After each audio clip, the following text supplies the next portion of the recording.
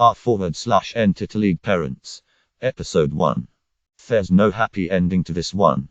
Hello again. I decided today is a good day to tell a story about the Ed that turned my whole life upside down. So let's get on with this. This happened 6 years ago. It was a week after my birthday and we decided to throw a late birthday party. My parents were busy with work on my actual birthday, so we rescheduled the party. I invited quite a few of my friends, but one of them didn't seem to show up. His father called my parents saying he'd be late to the party. The party was from 7 p.m. to 12 a.m. He never showed up. Once the party was over, we were heading home.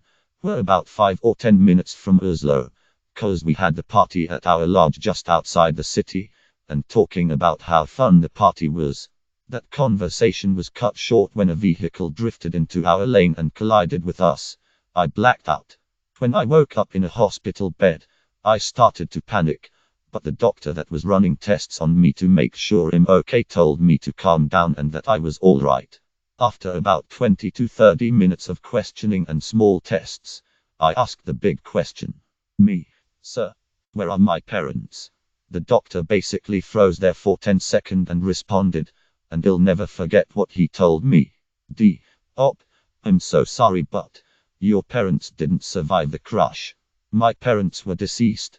I was informed that my dad was killed on impact, and my mom was pronounced dead when she arrived at the hospital with me. I couldn't believe it. I wanted to cry, but all I felt was anger. I knew the person whom drifted into my lane was at fault, so I asked who crashed into us. It was my friend Dad. The goddamn Ed. Apparently Ed was under the influence of something when he arrived and is currently handcuffed to a hospital bed. One of the nurses told me later that he was demanding help before his son would be treated. His son that was on goddamn life support because of the accident. He was sent to jail for a do it, and I don't know if he's been released or not. But if he's out there, he better hope we don't cross paths. I'm currently living in a foster home with a wonderful family who treat me like I'm their own flesh and blood. But as long as I'm alive, I'll never forget my real parents. And I'll never forget my best friend. And I'll never forgive Ed for what he's done. Thank you for listening. And #XB. Edit. Thank you all for the positive support. I really appreciate it. The awards aren't necessary, but thank you anyways.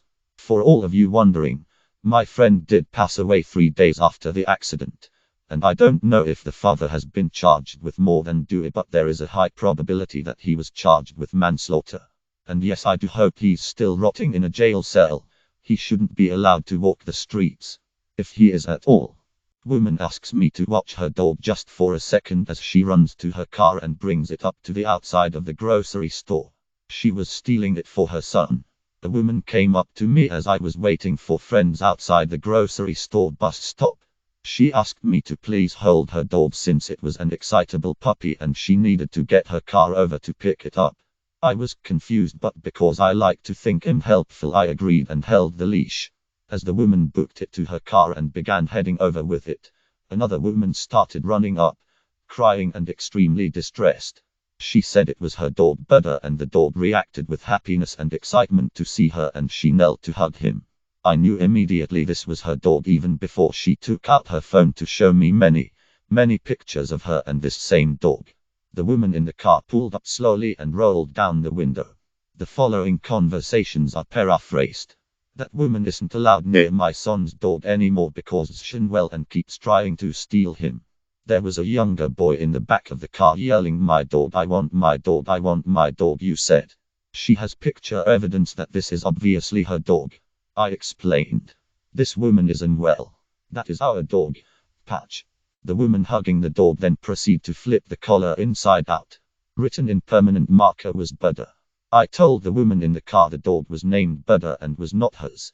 She angrily said she offered money for the dog many times more than it was worth, and that the woman was greedy for keeping the dog.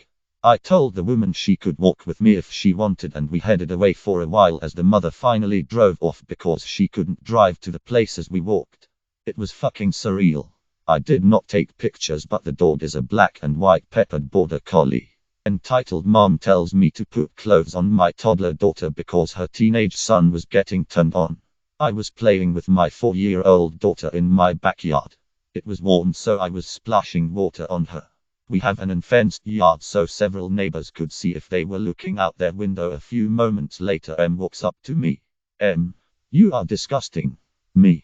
Excuse me. You have this girl running around nude, trying to seduce innocent young men. Me. What the hell are you talking about? For. And wearing underwear. You are disgusting. My poor 16-year son stays away from sin. I assume she meant sex or porn, but who cares? And then you have this thing. She actually called her a thing. Running around nude. Me. She is. And if your son is turned on by her, he is a pedophile. He's 16, he's a child. Children can't be pedophiles.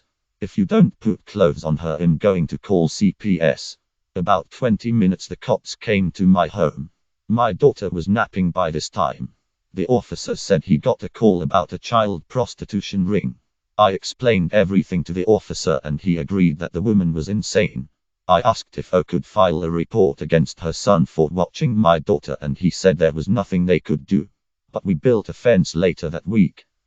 This was last summer. I haven't seen the family much since. Baby mama won't let us buy a house with stairs. Disclaimer: this isn't my story, it's a close friend of mine's. He'll be telling it from his point of view. For context, my mom, brother, and I all live in a trailer. A real dump if you ask me. We hit hard times a few years back and my grandfather had given us this place to live. Anyway, recently the three of us have been talking about moving into a house. So we had this family meeting to discuss it, where mom told us that she contacted a realtor and was putting her name down on a house lease that we'd all pay for together. Pretty normal family stuff. My brother, overjoyed by this turn of events, decided to tell his baby mama, they aren't together, she just had his kid, about this new house and how their daughter would finally get her own room. He even sent her a link to the house. That's where the problem began. You see, BM just so happened to have an issue with this house. It had stairs. BM would say things to my brother like, what if our daughter falls down the stairs?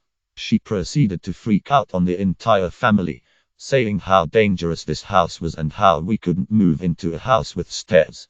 We blew it off like it was nothing, just figured she would calm down.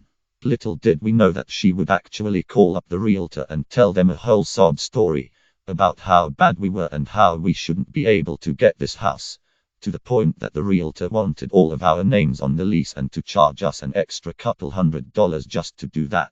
On top of that, keeping the daughter away from my brother and our family unless he takes her to court.